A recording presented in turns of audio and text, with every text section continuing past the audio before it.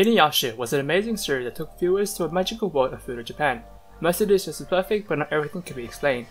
Artist and writer Mimiko Takahashi has had a storied career with amazing hits including Raniyaha, Reini, Manson Ikuyo, Rodiasi Yatsuka, and of course Inuyasha.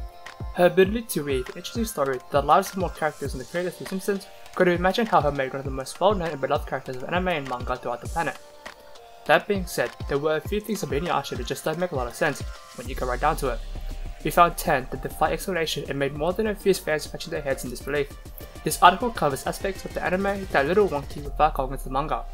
With that, we give you 10 things about Inuyasha that can't be explained. Before we start, if you guys find this video interesting, please let it up by smashing the like button.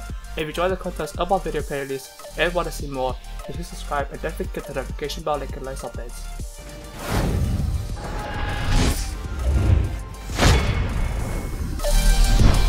Number 10.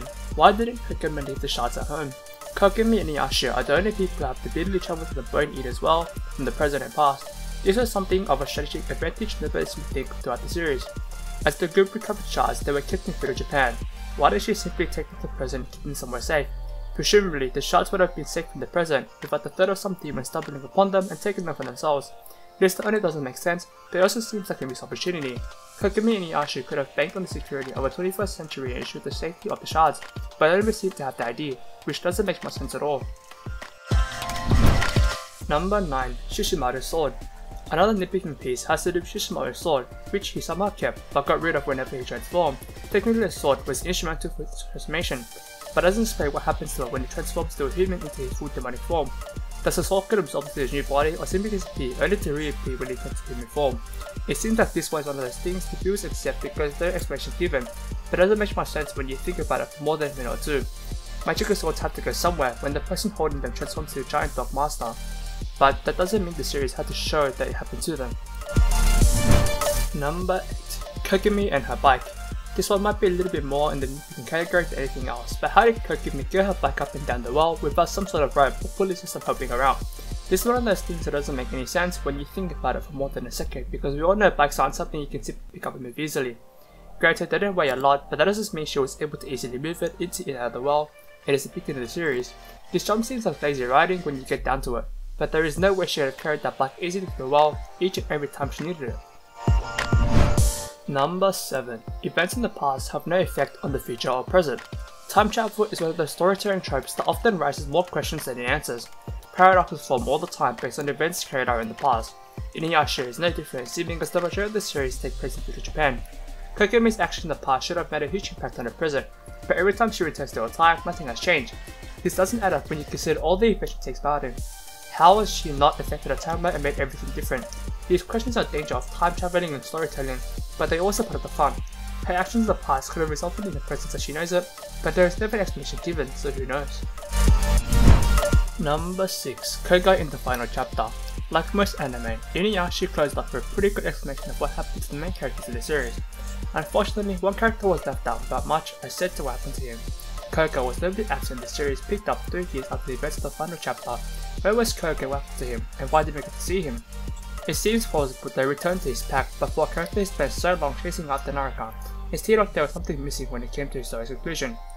There was a passing comment by Kokumi that he married Ayumi, but that's all he said what happened to him. Number 5. How did the shards spread so far? When the series began, the Shinkin-ju was shattered into pieces while it was high in the sky thanks to a core demon. When it shattered, its pieces flew far and wide across all of Japan, which established the setting for the series. The only part that didn't make any sense was why the shards fell so far from each other. Granted, it's all by magic here, but reasonably the shards should have dropped in a small area beneath where the Ju shattered.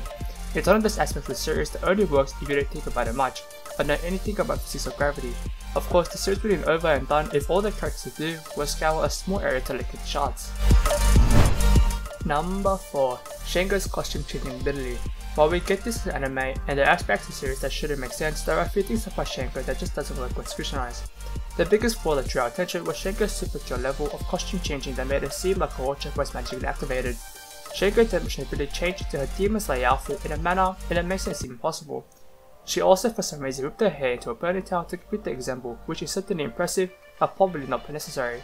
How did she change so quickly throughout the series, while was presented in such a way? There is no explanation for it. Number 3. Kogami should have been expelled. When the series began, Kokumi was beginning her career as a junior high school student. When the series came to an end, she graduated from high school, but that doesn't seem possible when you think about all the time she missed school. In any reality, someone who missed out so much school had been expelled long ago. Nobody seemed to question why she was out of school so often, claiming to be sick. All that anyone cared about was a boyfriend with her friends instantly bugged her about, but they didn't seem to care about all the schoolwork she missed. When you think about it, Kokumi is lucky she was able to get education at all, given how much of it she actually missed, which is one of those things that defies reason. Number 2. The Shinkonju's power. The series quickly established that shards from the Shinkonju could easily be used by demons to greatly increase their power. It appeared that a single shard could empower a demon as much as the entire Ju in its complete state, which doesn't make a lot of sense.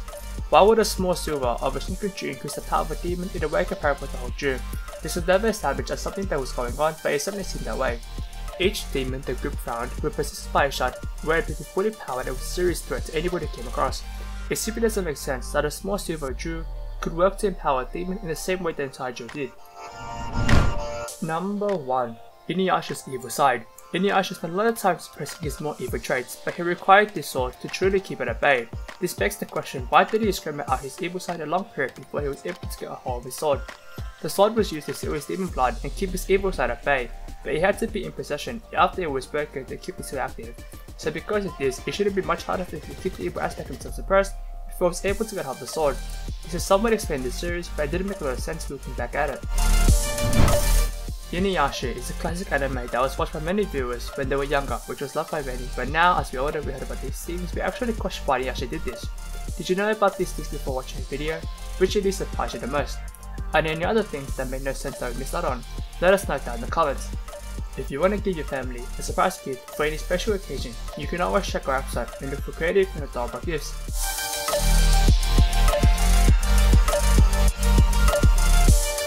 This is Music Chess, your music Inuyasha fan, signing out.